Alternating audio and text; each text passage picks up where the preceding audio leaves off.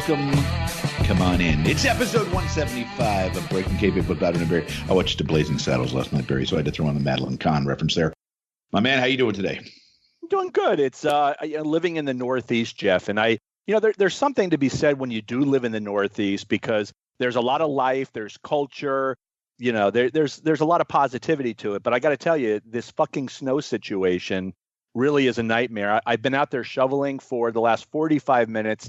It's still coming down. We're going to get 8 to 10 inches after the big storm last week. There are 4 more days this week, Jeff, where they're predicting snow. I have 15 months to go till I can return to the beautiful Sunshine State and hopefully never have to shovel this white shit ever again. Well, as I was telling you before we started recording, we got a solid 1 inch, which, coming Georgia wasn't the only thing that got a solid 1 inch last night. But I digress. Barry, today here on episode 175. Oh, it's the return of a couple of old friends, Barry. Yes, F, marry, or kill, and Florida Man will be returning today. Can you hear the excitement from the gathered masses now? So not only that, we are going to be looking at a match of the week as selected by the people in our Facebook group, Breaking Kayfabe with Butch Reed. By the way, Barry, I love when I put in the comments section after 24 hours, the voting is now closed. Like 3 hours later, someone will say, well, I wanted to vote for this match. Like, what part of the voting is now closed did you miss out on? Anyway, yes. English is a third language. That's what exactly. It is. What else are we going to discuss? I'm going to throw a couple questions at Barry unannounced, looking for a visceral reaction, which it's been a while since we used the term visceral reaction. So, and also, Barry, we will be talking to a longtime friend of the show, Nick Masci, about the recent unfortunate passing of the great hacksaw Butch Reed. We're going to be talking about his life and legacy, and those are always good for some stories. Barry, are you ready to start anew this week? I'm not only ready, I'm super excited to go ahead and do this today. Oh, okay. Yes. Just calm yourself down. Just like think about baseball or something. When you calm yourself down. We are going to start off with just to tantalize and titillate, which titillate, have we used that word before? We're going to titillate the listener today. I'm going to start with a quick F, marry, or kill. Boom! Haven't done that in a while. We are going 70s rock chicks. So we're talking in their prime, of course, not the 60 or 70-year-old version that they may exist in now. Barry, you ready to go? Am I ready to go? Yes, sir. Bring this Barry on. Rose, F, marry, or kill, Stevie Nicks, Linda Ronstadt, or Nancy Wilson. Who you got? Now, Nancy Wilson would be the dark blonde. hair. The blonde. No, the blonde. The blonde is Nancy. You're right, Jeff. She was in the car in Fast Times at Ridgemont High. That's right. Yeah, laughing at Judge Reinhold in his pirate hat. Are we going in their primes? In their prime, yes. Linda Ronstadt, I am going to marry only because I want to F her many times in her prime. I used to have a huge crush on Linda Ronstadt. Did you like her, that little Cub Scout outfit she used to wear in concert? Oh, yeah. She looked better than Angus Young. I don't mind telling you that. Yeah, she was just drop dead gorgeous. Who'd she date? Was it Jerry Brown, governor of California? She did, as a matter of fact. I can break kayfabe and announce that I, in fact, had the poster of Linda Ronstadt on the wall during my high school years. Yes, I was a big fan of Linda Ronstadt. So yeah, definitely. So we're marrying Linda Ronstadt just so we can F her many times. But it really comes down to who are we going to kill. Is that what happens when you're married, by the way? All right, back that up. Great point. Great point. Great point. All right, there you go, folks. I hope you enjoyed the show. We're going home. Thank you. Good night. Good night. Costanza. I'm leaving. Thank you. Got to go out on top, Jeff, and that's it. We're not beating that.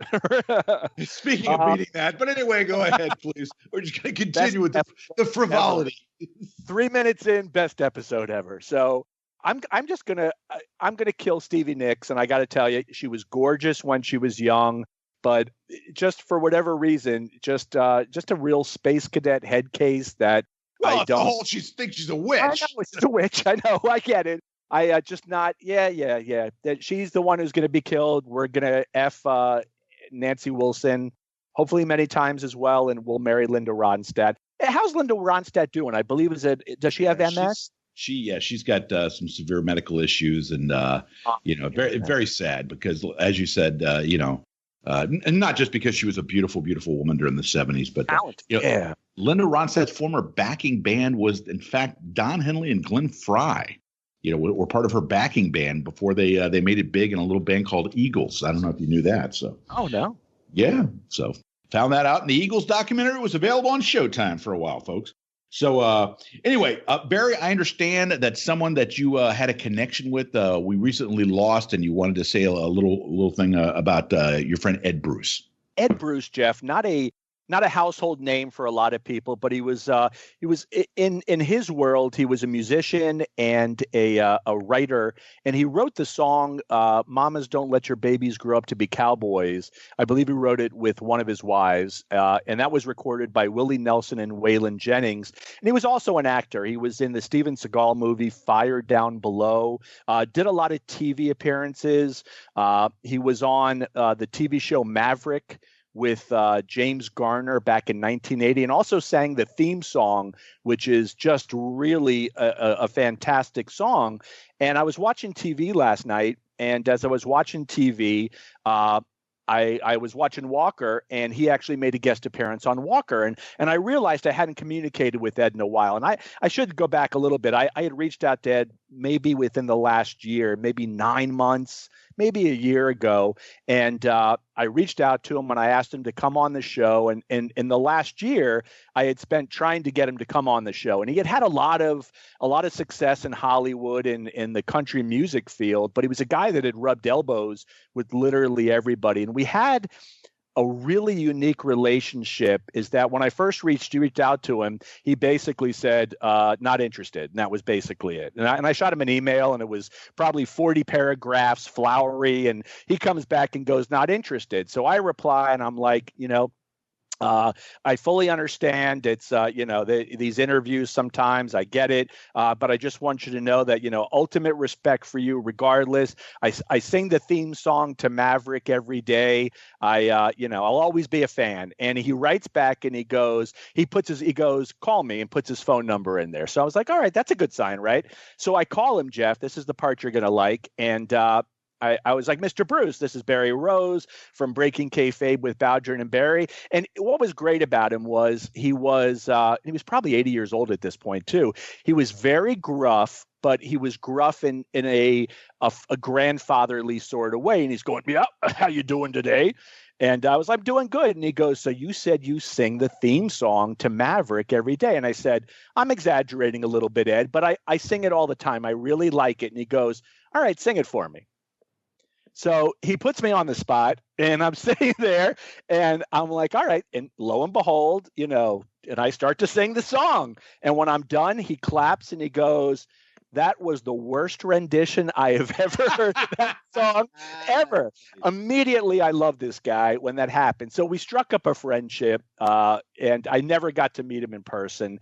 And we would trade emails. I only spoke to him twice on the phone. One time when I sang the theme song, and then I did call him, I guess, 3 or 4 months later. But we did trade emails kind of frequently, and I really liked this guy. Like this was no phony guy. This was just a real human being. And over Christmas, I shot him an email and I said, hey, Ed, just want to wish you happy holidays. I hope you're doing well. I still want to get you on the show. Let me know when it's convenient for you, and we'll make it happen. And I didn't hear back, and I didn't really think about it. And last night I'm watching Walker, Texas Ranger, and there's Ed Bruce. And I'm like, holy shit, look at Ed. And he was bigger and older, and I'm I need to contact him. So I look up on Wikipedia, and he passed away in the second week of January of this year. And I got to tell you, my heart sank. I got really, we make this. It was Butch Reed in a sense also. The other day I felt similar, but with Ed, it was like, nobody had ever, I guess, put me on the spot to make me sing a song. And I was just really taken with his personality after that. And I really thought the world of this guy. And I was really, really saddened to hear of his passing. So, Jeff, as you always say, as we're wont to do when somebody that we love, admire, and or respect passes away, we grasp our favorite adult beverage. We raise it in honor. Ed Bruce, I loved you, man. I am really sorry we never got to meet in person. I'm really sorry we never got to have you on our show. But I will take to my last breath your reaction when I sang to you. So thank you for being my friend. Salute, sir. Salute. So, now, Barry, of course, today is the day we were recording is the Super Bowl day. And one of the things that I always love about the Super Bowl, and that certain people that I know, I won't mention any names, Dave Flaherty, like to do is, there's a lot of proposition bets. Are you familiar with some of those, Barry? You can bet on everything from, who's going to win the coin flip to, how long the national anthem is going to be, that kind of stuff. So I thought I'd throw a little non-Super Bowl related proposition bets at Barry Rose. Are you ready, Bear? Let's do it, yeah. Okay, Barry. So the first one is a very easy question, I think. I don't know if the answer is easy, but an easy question. Barry, it's time's up for Barry Rose. You're about to go to your great reward, if you will, sir. And it's time for you to choose a last meal. Now, I know you're a fan of both these things. I'm going to give you a choice, Barry. You going to take pizza or cheesecake? Cheese steak, excuse me. I'm sorry. Oh, I got. And I'll tell you what. You almost threw me. I saw on Instagram yesterday, Jeff, Fruity Pebbles cheesecake, and I got to tell you, I got to admit, yeah. And I was ready. Fruity Pebbles cheesecake or Count Chocula. There's another winner right there. There you go. Yeah. So anyway, I'm going to say a cheesesteak from John's roast pork. Oh, or a pizza. Which one are you going to have for your last meal? It's going to be. It'll always have to be pizza because I am loyal also to pizza. So now, is it going to be an Anthony's pizza? So you're asking me if I could have any pizza in the world, would it be Anthony's? It wouldn't. It would be Steve's Pizza from North Miami, Florida, on Biscayne Boulevard and 135th Street, right around there. That's my favorite pizza. Are they still there? They're still there, believe it or not. Yeah. All righty. Okay. Next proposition bet could potentially be a sad one. Okay. And we're going to reach back for a couple of people that are no longer with us, but just to give this proposition bet. Barry, you're coming to a edge of a cliff. Okay. Time is in a limited window. You can only save one person. Hanging from the cliff, you look in front of you, and there, still vibrant, still in the prime of his life, Jumbo Saruta. Next to him, your boy Patrick Swayze. Next to them, it's Pam Grier. Barry, which one of your three favorites are you saving from their ultimate demise at the edge of the cliff?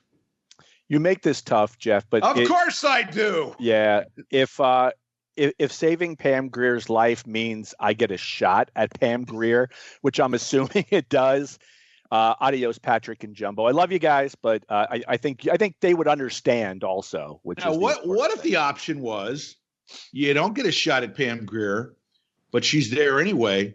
But if you save Patrick, you get a shot at Patrick. Haven't thought about that before. I like to think we're an open-minded podcast. Absolutely, we are. Absolutely. Yeah. So anyway, Barry, I know that you have a Florida man that you wanted to throw at me, sir. Are you ready for Florida man or not? How exciting, Jeff, that we're seeing the return on Super Bowl Sunday as we record this of Florida man. We are Jeff, the gift that keeps on giving to the audience. We really are. We are. We're the three best friends. We're counting Sweet Lou in this as well. Chef Lou, Lightning Lou. He's got 87 nicknames. Lucifer, and John McAdams' 3,000 girlfriends. Also, they're included. Wait. Before we do Florida man, what is the answer? Did John McAdam wear a fanny pack during the 80s and or 90s? Yes, he did. Absolutely. It's fuck yes. It's absolutely. Yes. No matter what he says on his own board. Yes. It absolutely is true. And you know what? I bet you McAdam had the little boots with the jeans tucked into. I'm going to say absolutely. Well, you know why he had the fanny pack? It was for the 2,000 condoms that he needed. Jeff. Wow. Anyways, he is the Randall Pink Floyd of our group. That's for sure.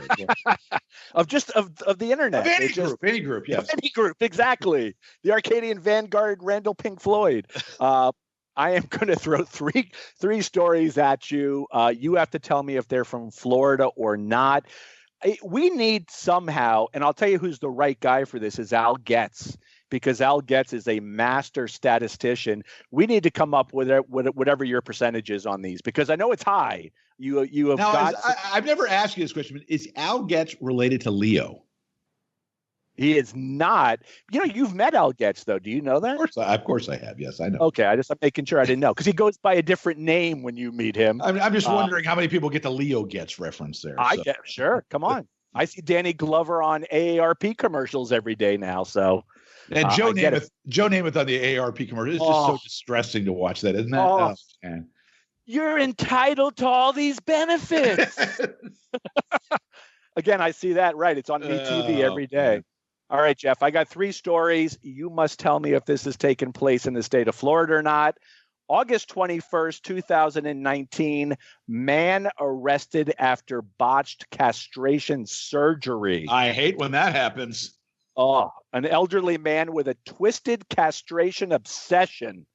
Jesus Christ. Just imagine. Say that. Twisted castration obsession was busted for allegedly performing an at-home surgery on another guy whom he had met on a dark web fetish site. I would assume it's a dark web, yes. Oh.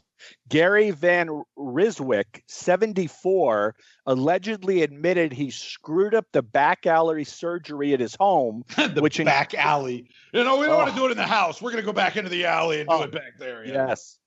Which included removing parts of both testicles, resulting in a severe infection for the unlucky patient, who then had to undergo more surgeries.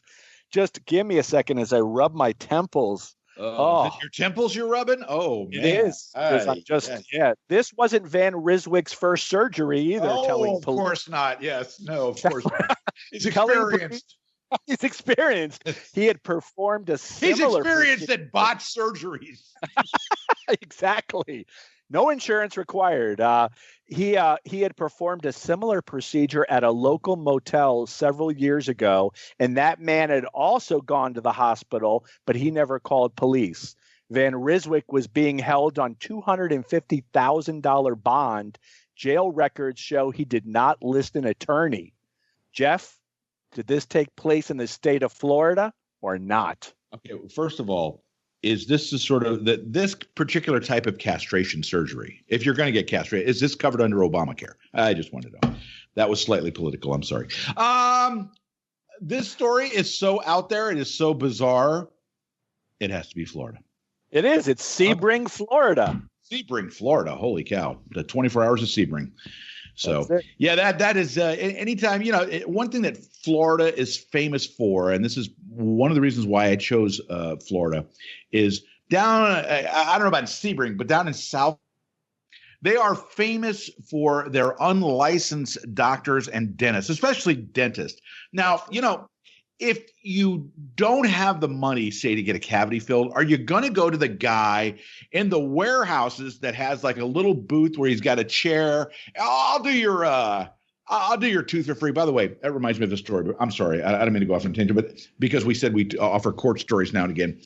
So have I ever told you the story, Barry, about the deputy that was a court bailiff at the Broward County Courthouse that was also a part-time gynecologist? Get out of town. True story. This was, this was over 30 years ago.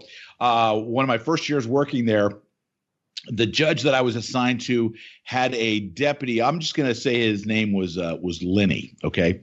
And Lenny apparently had a side practice, because of, the rewards that financially accrue from being a court bailiff aren't enough.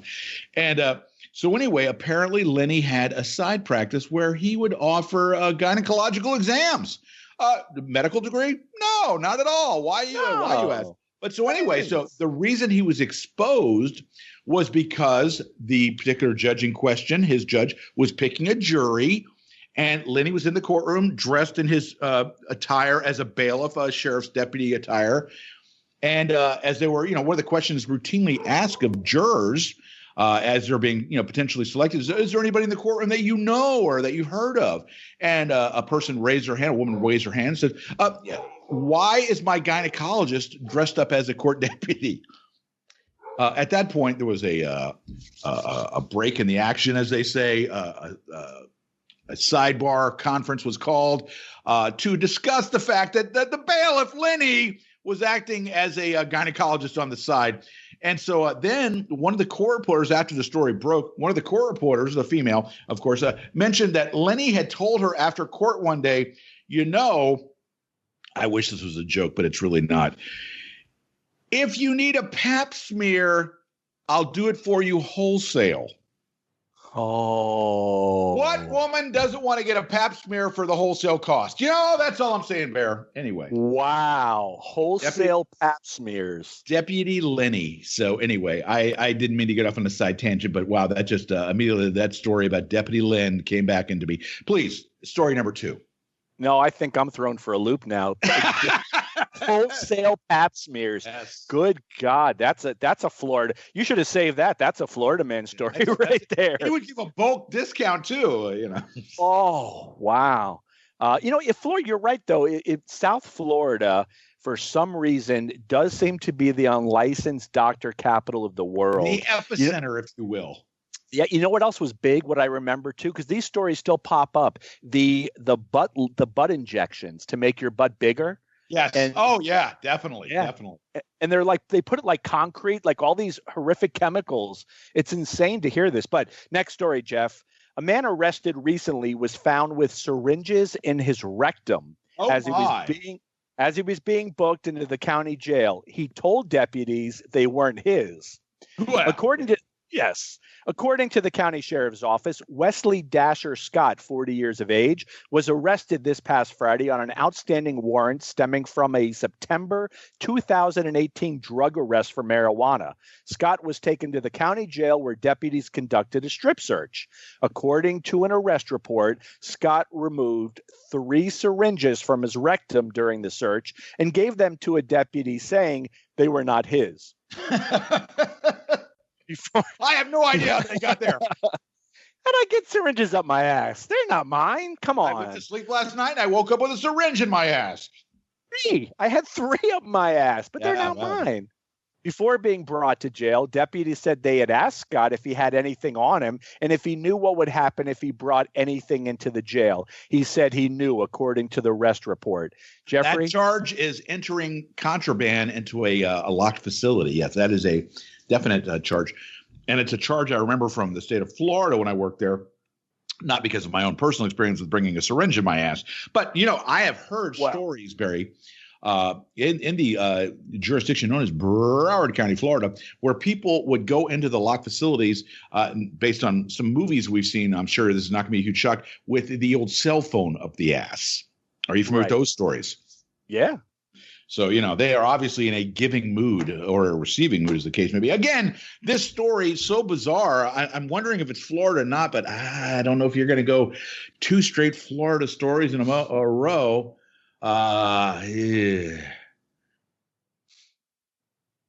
Against perhaps my better judgment, I'm going to say you're going to go Florida twice in a row. God, you are really good, Jeff. Boom! This is Clearwater. This is Pinellas County. It's Clearwater. It's an area that we're familiar with. We need somebody. Where you're going to move? Isn't that nearby where you're? Yeah, that's it. Well, that's why. So I can shove syringes up my rectum. If you need a nice syringe, you know where to go. Wesley Dasher Scott or something like that. But this is crazy. We need, if there's anybody out there that has free time, and I'm sure all of our listeners have tons of free time, we need to figure out how many times during Florida Man or Not, Jeffrey has answered correctly and incorrectly. Because I know. Adam who I was reaching thinking out too. to you, my man. That's who I was thinking. Yeah, that's. We used to be able to depend on John Doe, but not so much anymore. But anyway, yeah, gotcha. Jeffrey, last story. Okay. The Department of Public Safety said an Amber Alert that was issued for the cursed doll Chucky from the Child's Play horror films was a test that it was actually sent out.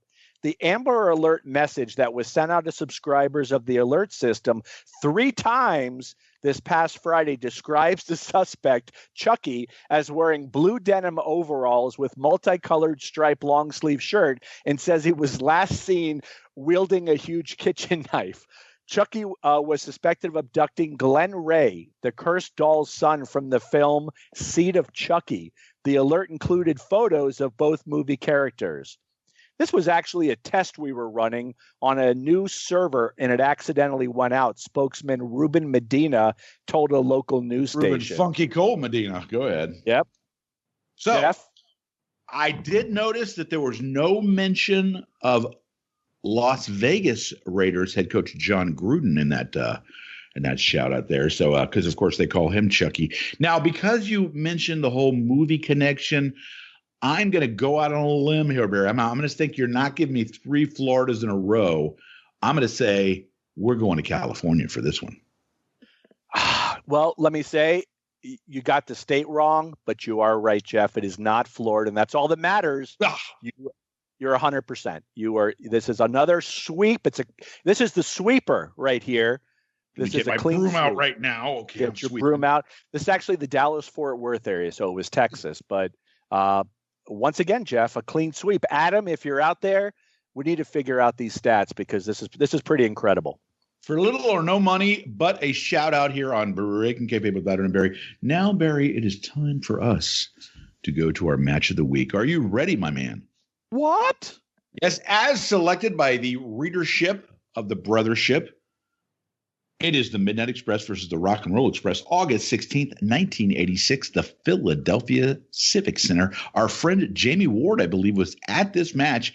And if he was part of that crowd, Barry, wow, one thing I noticed and I made a note of, the crowd absolutely white hot in this match. Tell us what you thought. Yeah, when it comes to professional wrestling, too, the Philadelphia crowd is arguably one of the best. And you can go back to the old, you can see it here, obviously. This is going back to, 1986. They're super into it. ECW, they were super passionate. But whenever you see even WWE was in Philly a few years ago, and the crowd just goes nuts. Philly crowds have always been, for professional wrestling, have always been absolutely off the charts. This is, you putting Midnight Express, and this is the Dennis Condrey version, obviously, because it is 86, but you put the Midnight Express and the Rock and Roll Express in the ring. And when were their first matches? 83, 84? One of the things, I don't mean to interrupt you, one of the things that I was actually noting as I started watching, I watched it again today, how many times, not just that these 4 guys fought each other, but some different variation of these 4 guys, because, all these guys had connections with Memphis, obviously. So if you think about it, how many times did Bobby Eaton maybe take on Robert Gibson when Robert teamed with his brother Ricky? How many times did Dennis Condrey in one of his tag teams with either Phil Hickerson or Dave Schultz take on Robert Gibson or a young Ricky Morton maybe? There's just so many different variables. Oh, my God, it's obviously in the thousands upon thousands of times, Barry. Yeah, and these guys are great friends. We were just talking to Nick Masci, our good friend Nick Masci, and I worked a show with Nick. I guess it's almost 2 years ago, and it was down in Richmond, Virginia. And Nick had brought the Rock and Roll Express in, and Boris Zukov and a couple other guys, and the Midnight Express was there also. And it was both versions were there. So Stan was there, Dennis Condrey was there, Bobby Eaton was there, and Jim Cornette was there. And the camaraderie between the Midnight and the Rock and Roll Express, and I'm guessing, they've known each other 40, 45 years, somewhere right around there. These guys are like the best of friends. It's amazing to see it. So you're right. Yeah. And it's just like, and I've said this before the last time because this is obviously not the first time we've ever done a Rock and Roll Midnight match, but it's like watching dance partners out there because they know every time where the other guy's going to be. The guy that's making the big move, the other guy's there to catch him. The timing on everything is just so unbelievably crisp, Yeah, and that's it too. I mean, these are you are talking guys who did know how to work, and all these guys were essentially, for the most part, are lifers in professional wrestling. Ricky Morton is great, but Ricky Morton, his father was a wrestler and then a referee for years. Paul Morton, Robert Gibson grew up in the business. His older brother was Ricky Gibson. Bobby Eaton had been around wrestling from the time he was a young teenager, married into a wrestling family, began his career as a teenager, and Dennis Condrey also. It's another guy that, just around forever. So when these guys got together, it's magic. And you're right. How many times I'd love to see something like that? Adam, Adam, let's see every time a member of the Midnight or Rock and Roll faced each other. Because you're right, it's got to be in the thousands. I think it's fantastic. These teams legit are magic together. But what I really like about this match more than anything else was this match that we're watching was shot with a fan cam. This is not something that was going to be broadcast or anything. This is, I guess, somebody with a video recorder shot this, and there is nothing that these guys are doing that says we're going to phone this in tonight because the cameras aren't rolling. There's none of that. This is 100% where these guys are all putting out everything that they have. Jim Cornette, he brought it every night. The second he gets in the ring, he's riling up the crowd. At the end of the match, he's doing all of his Cornette stuff. He's throwing a temper tantrum. But these guys, it's like they're in the middle of like a pay-per-view getting paid $20,000 or something like that, which they're not. These guys, these are professional wrestlers because cameras rolling or not, they're having what's probably a 4-star match because it's still a fantastic match.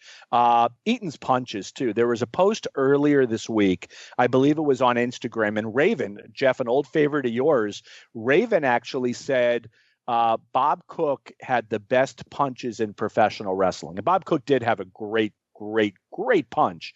Jerry Lawler's got a great punch, but I think it was Bob himself who brought up that my punches are good, but and I appreciate that, but have you ever seen Bobby Eaton's punches? And he's right. Bobby Eaton could throw a punch like nobody's business. It just looks fantastic.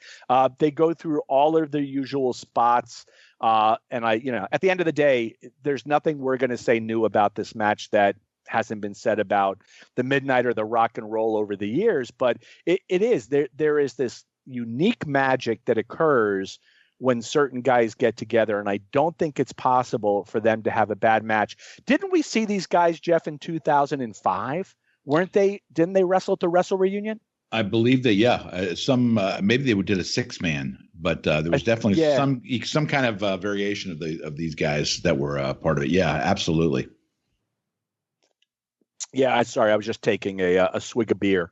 For the working man, go ahead. It's Super Bowl Sunday. Somebody's got to do it. So, okay. Yeah, I love this match. I voted for this match as I guess as most people did, but just fantastic. And I look forward. Whoever shot this did a really great job. That was another thing too. I remember seeing like handheld footage from the 80s, and there's so many, it's so choppy, and the guys are, having coughing fits, and the fucking camera's going up and down, and then they do these creative edits where they're just editing out what arguably could be the best parts of the match. This is a complete match in its entirety, and it's fantastic. So if I have one complaint about the match, and it's a very small complaint. This is a world title change, okay? I wish they'd given him another 10 minutes because it seemed a little rushed because it's a 2 out of 3 fall match. And so that being said, I wish they would have given him another 10 minutes to really kind of flesh the thing out. But that's a very minor complaint because there's so much action compressed into what's about a 25-minute video that's on YouTube that we'll post on our page. So here's something that I don't know that I've mentioned before. How great is it? And this is something they would do every single match when they're doing the introductions, okay? Whether it's Stan or Dennis, they would always high-five Jimmy. And then Jimmy goes over to high-five Bobby, and he stops, and he and Bobby hug each other. And the crowd just loses their mind. And then Jimmy turns to the crowd, hey, like, how dare you? And then they go back and they start hugging again while the crowd just starts giving them the business. That's like just so much fun. We had Venerable George Napolitano at ringside shooting. Let's see what else I noticed. I think it was one of the Hebner brothers. I don't know if it was Earl or Dave, maybe Dave, that was working for WCW at the time or for the NWA. So he was working as the fifth man in the ring, or the third man. It was be third man or fifth man if it was a tag match. What do you think? Or do you count Jim Cornette? I don't know. That's true. Maybe he's the sixth man. Yeah, maybe he's sixth. Who knows? So you mentioned guys that throw great looking punches. Not as believable a punch, but a fun punch is when Ricky Morton does the hot tag and comes in throwing those punches like kind of at the top of someone's head, and the guys just sell like they're ping pong balls. That's loads of fun too. I always had a good time with that. So the first fall, Robert gets an inside cradle on Bobby Eaton. And then the second fall, Dennis gets a pin over Robert after working him over the backbreaker. So I was noticing, was Robert Gibson, did he have tape on his ribs? Were they working some sort of angle where he had like an injured ribs or something like that? So yeah, I believe so. Yeah. Yeah. So Dennis gets the backbreaker on him, and then gets the pinfall, and then the third and final fall is Ricky rolls up Dennis. Like you said, Jimmy comes in with the epic tantrum, takes his coat off, throws his coat down and stuff like that. And we got new world tag team champs, Ricky and Robert, the Rock and Roll Express. And wow, this crowd, Barry, again, was just on fire. And you could really hear, especially the females, like every time, like if they were putting the boots to Ricky, especially, God, the girls would just lose their minds. And it was just crazy stuff. Yeah, that was the beauty of it too, and I guess in conversations, it's been mentioned too that the Rock and Roll Express were the most popular act in the NWA at their height, more so than Dusty. And there was a jealousy Dusty was not happy about that at all. Yes, that's not happy. And there was a jealousy factor that actually wound up getting them booked off of the big shows, and they got moved to the smaller shows because of that, which, is just the most ridiculous and crazy thing that, but it's a real shame. But yeah, these guys are just so great. I do like Ricky Morton's punches a lot, though. So now, Barry, why don't we go to our interview with our good friend Nick Masci as he remembers his good friend Hacksaw Butch Reed. So, Barry, last week when we were doing our alternative NWA World Champions, we realized that we missed a couple guys. And as we read some of the people putting their thoughts and their comments on our Breaking Kayfabe with Bowdren Barry page, people mentioned Ken Patera and Roddy Piper and number one, Paul Jones, who I think in the early 70s you feel would have been definitely a worthy world champion. But a guy that I thought we had forgotten, but apparently, Mr. Rose, you came through when you mentioned the Hacksaw, Butch Reed, who we unfortunately lost today. And I know that we're happy on this sad occasion to be joined by Nick Masci to discuss the life and the legacy of Butch Reed. Thanks for having me, guys. And it, I reached out and you actually told me, Jeff, you texted me and go, I just heard that we just lost Butch Reed. And he really was a guy. If you look at all the comments today that all over social media, whether it's Facebook, Twitter, everybody is saying the exact same thing, that Butch Reed would have made a great NWA World's Heavyweight Champion. I feel that way. And I reached out to Nick Masci. Nick and Butch had worked together many times, and they actually had a really good relationship. And Nick texted me back, and it was, I could feel the pain. He goes, this one really, really hurts. And we are fortunate enough to have Nick joining us today. Nick, with the bad news, and as Jeff just said when we were off air, I wish this could be on a better occasion, obviously. But when was the last time you spoke to Butch? I want to say I spoke to him towards the very end of December. I actually went back and sadly I listened to the last voicemail he left me just a couple hours ago, and he said, hey Nick, it's Butch, I really need you to help me with something, so if you can give me a call back when you get this. And I remember giving him a call back, and then we just weren't able to link up after that. So my last actual conversation with him was late November, early December.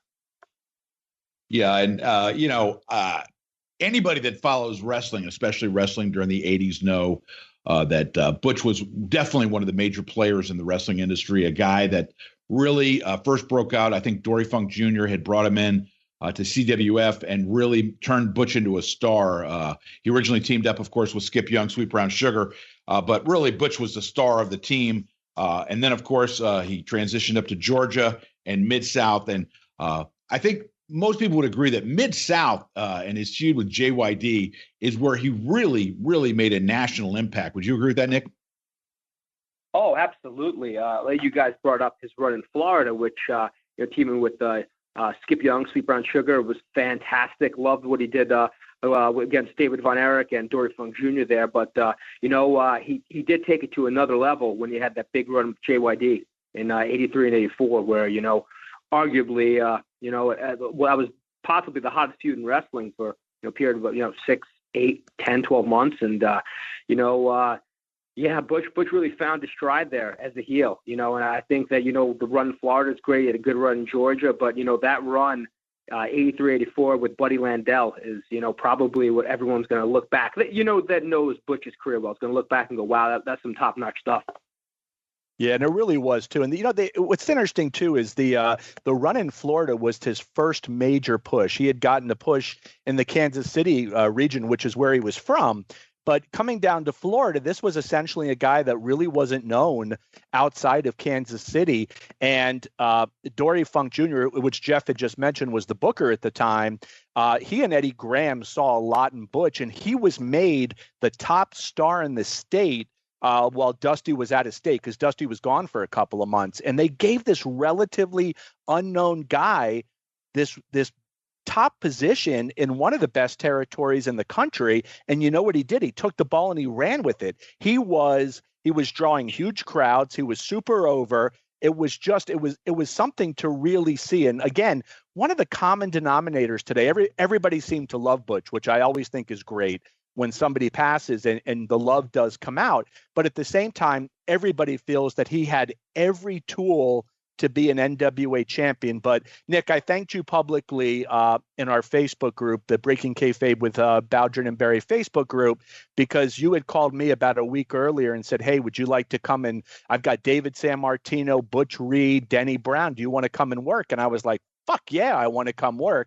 And I want to just share a little story because I thought this was great. When we interviewed Butch, Jeff, do you remember? Yes.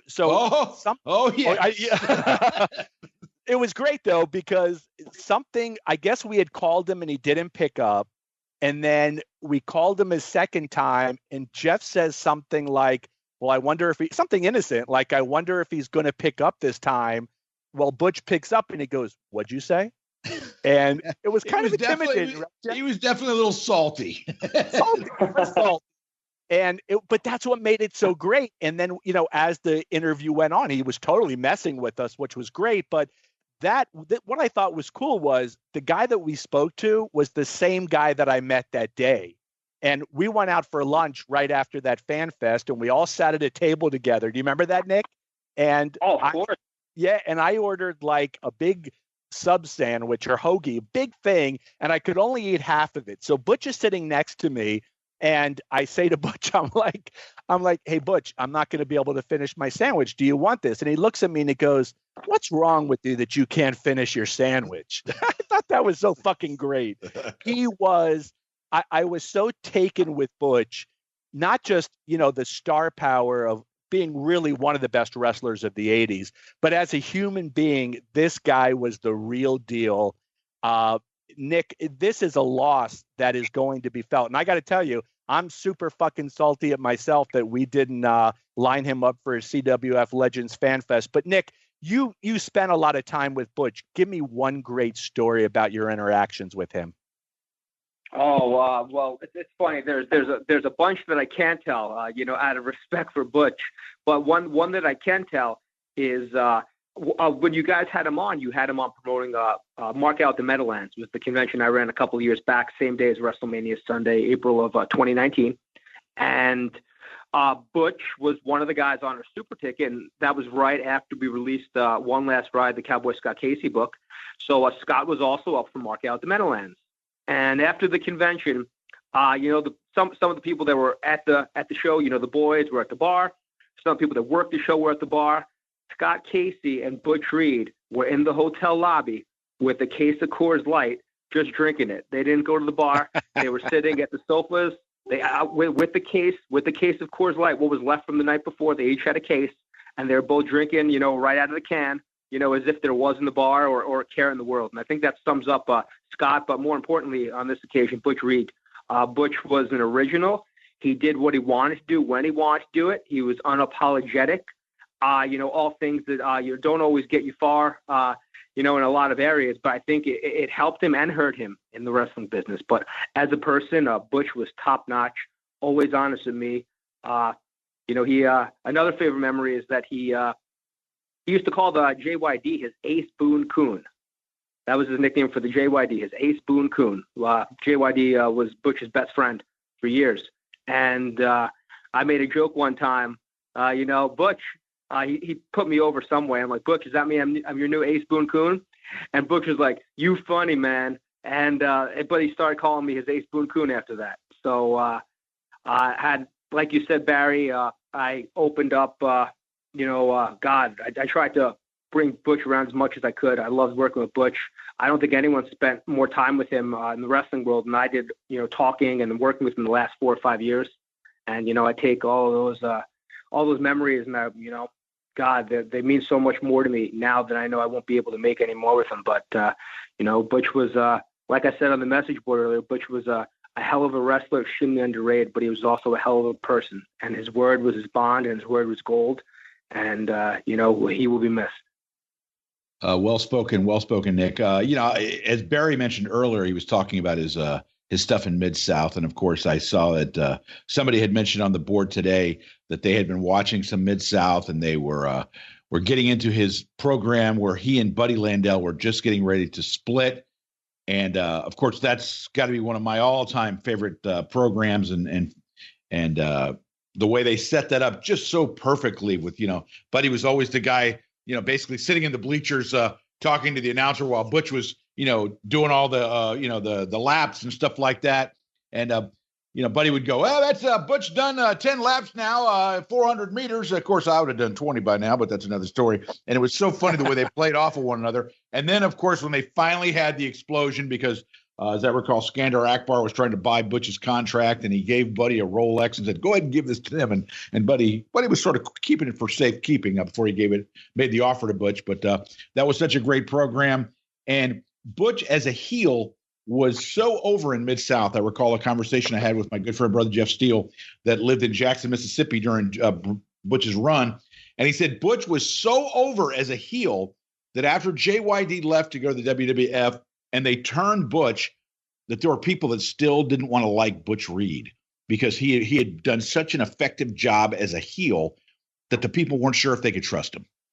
You nailed it. I mean, he turned back, after JYD left and, Master G, George Wells failed, he turned back babyface and he got over, but he probably didn't get over the way he would have had he not just spent a year, beating up, the most popular wrestler in the history of the state of Louisiana. So, and I think that's an interesting story too.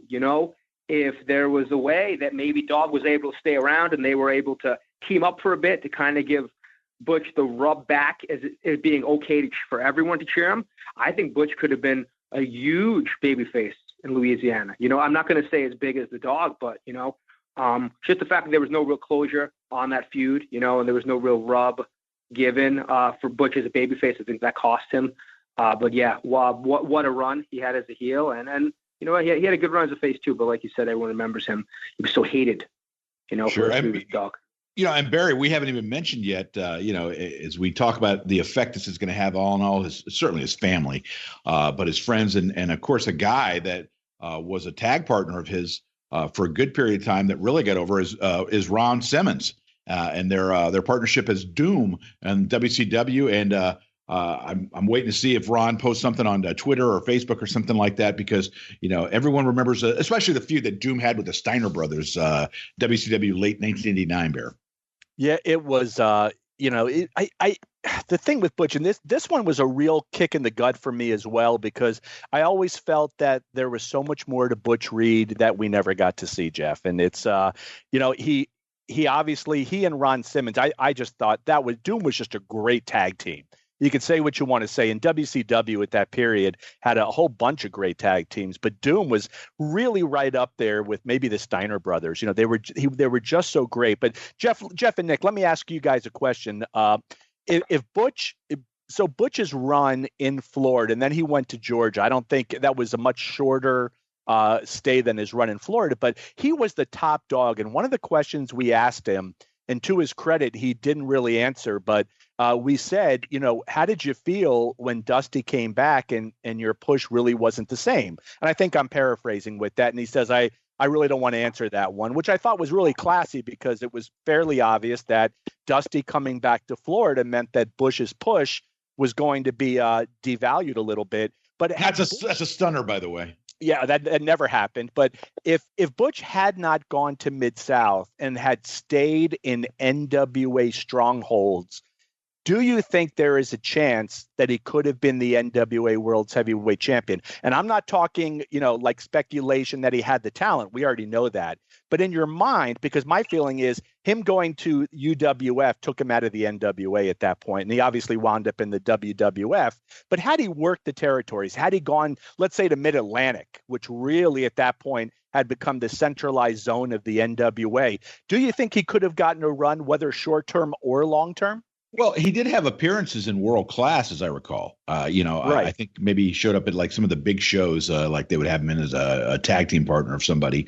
I don't think there's any question if he had gone to Mid-Atlantic that he would have been right in the loop. And of course, because of his history with Flair and all the different matches they had, and we're not even mentioning the fact that something else I saw posted today was he apparently sold out. I won't say sold out, but he apparently main evented the Superdome against JYD, not once, not twice, 3 times. Wow. That's pretty freaking impressive, my man. Yeah, that really is impressive. So, Nick, we know that we've got to wrap up with you shortly. So give us, and I realize this is tough for you too. Have you spoken to any members of Butch's family? I have not, no. Butch was, he would keep me updated on what was going on with his family. I know he had a rough year last year, like a lot of people did. His mother actually passed away last year, and he had some other family members pass away. I believe a brother last year, right around when the pandemic was really start heating up, so March or April. So no, Butch had a rough last year. I haven't had a chance to speak to any family members. I did tell Scott Casey, he was one of the first people I thought of. I know they were close. They spent a lot of time together, actually in the bars when they were working for Vince. Even though heel babyface type thing, they spent a lot of time up there together, and then they were able to reunite a couple of times at some signings I've had over the last few years. So I did call Scott to let him know the news, and Scott was kind of going to funnel out the word to some others that they were close with. But touching on, I think, Butch. You said it earlier. I think that Butch showed amazing. I won't even say promise. He had a fantastic career, but he may not have hit his full potential. And I think that's a testament of the fact that he could have went even further. We talked about, what could have happened in Mid-South, that 84 run in World Class, he was supposed to get, have a long run with Kerry, and Butch didn't like the way it was going. So Butch left, and he was supposed to have a long feud with Ron Simmons in 1991 WCW, and Butch didn't like the way it was going. So he left. And, that goes back to what I was saying earlier. Butch was a bit of an outlaw. And I mean that in the best way possible. He had options. That's why he would always go back to Geigel in Kansas City. If he didn't like what Watts was doing with him, he'd go back home for a little bit. And, Butch was a unique character, and he always stood on his own 2 feet. And, like I said, not only a fine wrestler, but a fine person. And, I'll miss him. I'm thinking about him, for a long time. And as we are wont to do here on Breaking Kayfabe with Bowdren Barry, when we lose a member of the wrestling community, we raise an adult beverage to the memory of the great hacksaw Butch Reed. And for me, Barry, I don't know about you, but for me, my lasting memory of Butch Reed as someone who grew up with CWF will always be Butch Reed with the Nature Boy Ric Flair pressed overhead, throwing him down on Kerry and David Von Erich as heels. And that's my fondest memory of Butch Reed. What about you, my man? Yeah, I think, you're right too.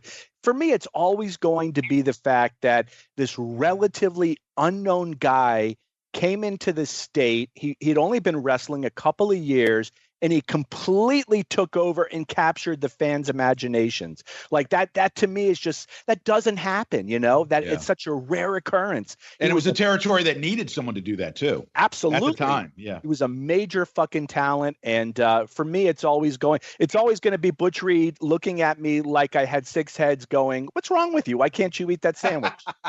So, yeah. All right. Rest in peace, Butch Reed. Very always good to hear from Nick Masci. Unfortunately, it was a very sad occasion we had to talk to Nick. Yeah, I like Nick a lot. He is a great, great guy, and he's dealt this past weekend. He worked with J.J. Dillon and had a Jeff.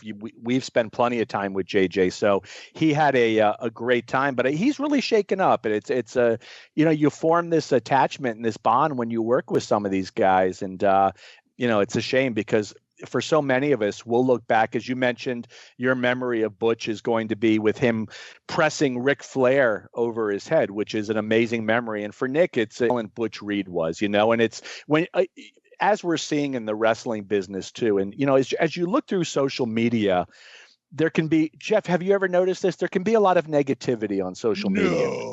Yeah. Have you seen this? It's I don't know. Is that a new thing? I think it's a new thing where just people can be really negative on social media. But with Butch passing, everybody who was in the wrestling business that is on social media has, just nothing but the highest of praise. Jerry Briscoe, Les Thatcher, Magnum TA.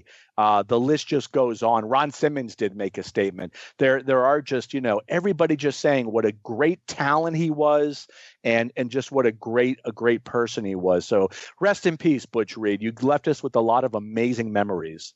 Yeah. And, I tell you one thing, when people talk about Ric Flair's greatest opponents, you usually hear names like, Ricky Steamboat, Barry Von Erich. I think Butch Reed is a guy that a lot of people sort of forgot about what a great opponent of Flair's he was, not just from his stuff in Florida in 82 and into early 83, but, he had a lot of really great matches with Flair when he was in Mid-South, when Flair would come down there. Yeah, and, absolutely. For whatever reason, they just clicked together and made some great memories that we will always cherish. And so we raise an adult beverage again to the memory of the great hacksaw Butch Reed. So, Barry, now I have to tell you a little story. We kind of jokingly, last week's episode was a little bit shorter than most. So we said, we're going to need to come up with a story about Barry when he was a server or excuse me, manager of a restaurant. Or How dare you? My career. Exactly. How dare you? Or we'll have to tell a story about something that happened to me during one of my marriages, not the current one, which is, of course, blissful and there's no problems whatsoever. But someone then, a friend of the show, Benji Fido, sent me a photo that he had found. And actually what had happened was it was a photo he took, now that I think about it, where he was watching Super Bowl 91 from St. Pete, which is Flair Fujinami. And lo and behold, as he's watching the show, there's a crowd shot, and he goes, wait, what's that? And he took a still photo of the crowd shot, which was me standing there with my old friend Bruce Mitchell. And, we were both yelling something, and Bruce was holding up a sign because he's a teacher. He had to write the sign in Japanese for Fujinami because he's so smart.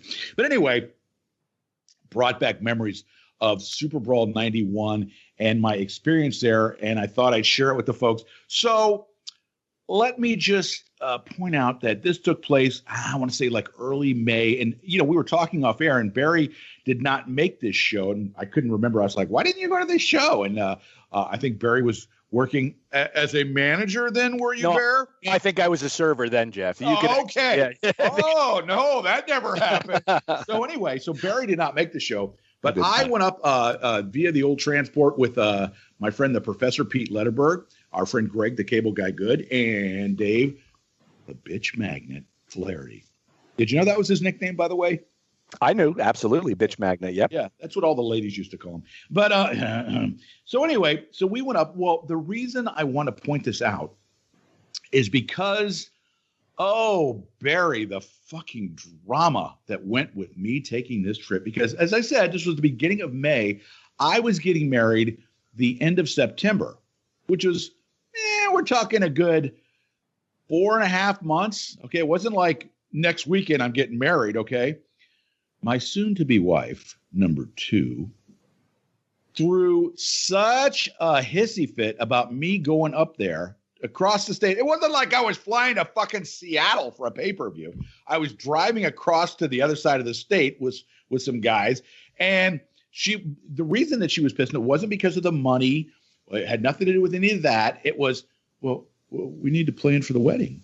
I'm like, the wedding's like 4 months away. 4.5 months away. Yeah, but we need to plan. And I mean, she tried to hit every guilt card she could possibly play. I mean, literally, we had breakfast that morning when we were getting ready to leave, I think, me and the guys. And I called her, hey, we're leaving. And, are you sure you want to go? And she's still trying to convince me not to go. Holy shit. Oh, my God. She was such the drama queen about that. And so anyway, so we go up there. Now, here's the running joke that happened that weekend. Dave Meltzer made the rare Florida appearance. Okay, so he was coming there, especially because Fujinami was in town, and there was a lot of I'm not sure. I don't think anybody else from Japan worked that show. I think it was just him, but I'm sure there was a lot of Japanese media and all that kind of stuff. And so Dave came in for the card, and it was really cool to see him. Well, what was funny was we had the group of guys that when it came time to go out, went to a certain adult establishment in the Tampa area. Maybe you've heard of it. Oh, yeah. That was the what I call the Howard Baum contingent that went to Mons Venus. As I recall, a couple friends of the show, I'll just say two guys named Mike, and you know both of them, that were there. And one of the Mikes borrowed money from the other Mike because they had run out of money when they were tipping not the servers, but the girls that were perhaps dancing in front of them. I'm just going to leave it at the name Mike. That's all I'm going to say. And anyway, and then there was the other group because, I had written for Dave and stuff, and I was friends with Dave. Well, Dave wasn't into going to the strip joint. So I don't know if we went to dinner somewhere, knowing Dave, it was probably to a Chinese place because at least at the time, Dave loved Chinese food. So there was a group, maybe about 10 or 15 of us that were hanging out with Dave, and we're just he's telling wrestling stories and, talking about different things in the wrestling business at the time. So there was one particular individual who was a little bit younger than the rest of us. He was probably at this time, I'm trying to think, was he still in college? Yes, he would have still been in college. And was a guy, our nickname for him was The Mark, okay? And this guy could not have had his head up Dave Meltzer's ass far enough.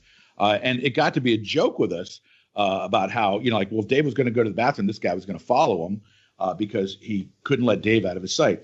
Well, the reason I tell this story is because this particular individual that I'm referring to, a guy I still am in contact with, I still consider him a friend. You're allowed to bust balls on your friends. Am I correct, Barry? Well, that's all we do. Absolutely. Of course, yes. So this gentleman that I'm referring to as the Mark is a man that you see each and every week on your local AEW broadcast. Yes, our old friend Alex Marvez, then in college, now holding the mic and doing the interviews in the dressing rooms of AEW. We called him Alex the Mark Marvez because he couldn't follow Dave far, or the breadth of the state. I think he would have followed Dave if he would have hidden the trunk if he could have. So that was a running joke for the whole weekend, was how much Marvez just couldn't get enough of Dave Meltzer. Alex, a good guy though, Bear. Oh yeah. Alex was. And I've mentioned this before. Alex was my hookup when it came to Japanese wrestling. I'm sorry. I thought you were going to say Alex was helping you somewhere else, but Well, exactly. Yeah, it's somewhere like Mons Venus. Is this where? Well, I don't think Alex did not go to Mons Venus, as I recall that night. Howard Baum was holding court. I think he may have known a couple of the ladies, but anyway, I digress on that. Yeah. So anyway, as we begin to wrap up this episode, I want to mention a couple of things. First of all, I want to clue you into next week's show. Barry, as far as our match of the week, it has been a while, and it's time for us to return. I want to thank friends of the show, Roy Lucier and Rob Viper, for their assistance. As Barry, next week, we are going to Mexico. Are you ready? Fucking stoked. So this is funny. I mean, I guess it's not that big of a deal, but it showed up on my Facebook that I was in Mexico today, 3 years ago today. Boom! Perfect timing. Yes, perfect timing. So, and I would also like to now, Barry and Lou, you can join us if you'd like. Come on down. Please proceed. Sweet Lou. There he is. Okay, thank you. Good to hear those dulcet tones as always, Lou. I can announce that coming soon from your friends at Breaking Kayfabe with Bowdren and Barry and Lou, bonus content. What? Go ahead, say fire, Barry. Fire! That's right. You've hoped for it, and now It is in the offing. We are soon going to be offering. I'm not going to say next week. Not going to say the week after that. But negotiations are ongoing. Lawyers have been called in. Bonus content from your friends at Breaking Kayfabe with Bowdren Barry and Lou be coming soon. You asked for it. You got it. Thoughts, views, comments.